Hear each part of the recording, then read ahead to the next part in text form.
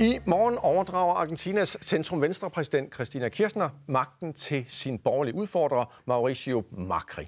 Lige nu er hendes tilhængere samlet på Plaza de Mayo i Buenos Aires. Med Kirchners afgang slutter 16 års venstreorienteret styre i Argentina. Efter at have præsteret en pæn økonomisk vækst fra 2003 til 10, ja, så er landet nu kommet i vanskeligheder. Inflationen er på ca. 25%, og der er udsigt til en markant devaluering af landets valuta. Og Cristina Kirchner, ja, hun værdiger ikke sin efterfølger en officiel overdragelsesceremoni. El presidente saliente espera, subimos juntos, el simbolismo del traspaso del bastón y la banda, uno la acompaña y después uno sigue con la jura de ministros, la comida con mandatarios. Creo que esa es la ceremonia que marca nuestra historia y nosotros creemos que esa es la que se debe llevar a cabo. Estamos en esas conversaciones, hasta ahora siento que no nos hemos podido entender, pero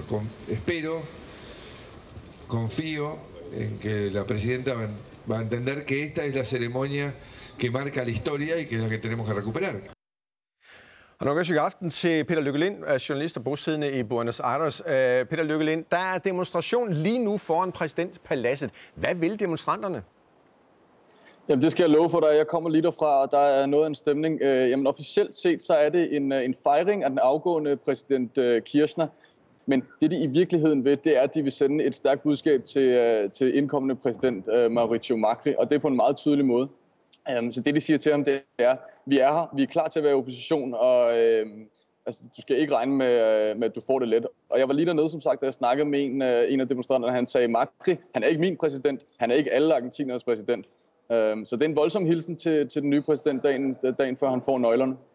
Altså det der med, at Kirchner nægter at deltage i overdragelsesceremonien i morgen, og så den her demonstration, som pågår nu, altså hvad skal man lægge i det andet, end at hun måske er noget fornærmet?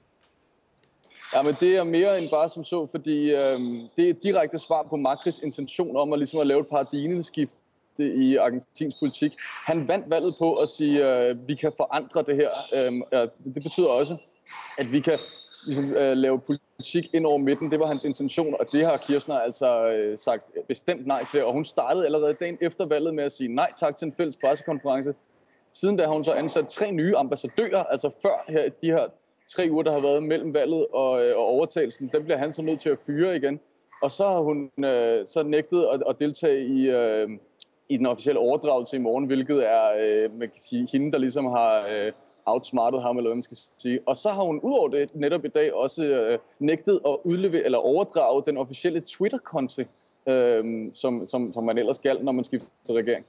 Og det virker jo sådan lidt som noget, man kunne finde på i det elevråd i folkeskolen. Altså hvad kan Macri, altså den nye præsident, hvad kan han gøre nu? Jamen altså, hvad der kan virke barnligt, det er jo i virkeligheden en manifestation af, at Cristina fortæller Macri, at det er altså mig, der bestemmer her. Men det han vil, det er jo, at han vil forandre, han vil liberalisme, han vil væk fra protektionismen, og som du sagde i indledningen, han vil jo lave en devaluering af pesoen, og det sker efter sigende her den 14. december, det var hans finansminister i hvert fald ude at sige.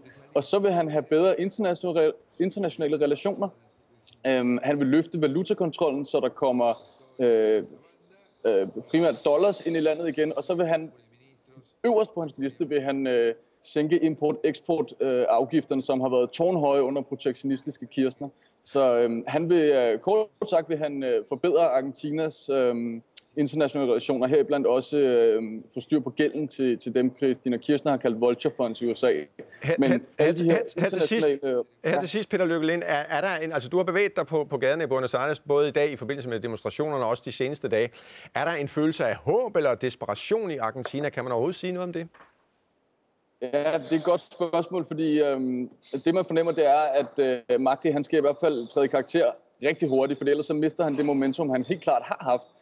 Den 25. november, da jeg gik hjem på valgnatten, jeg var ude i hans bunker, og der var simpelthen en stemning af eufori og en tro på forandring. Det var som om, de havde vundet VM i fodbold. Men virkeligheden lader til at have ramt den nye regering forholdsvis hårdt, og de er presset, og Kirchner har smidt fløjtshandskerne, hvis der nogensinde har været nogen.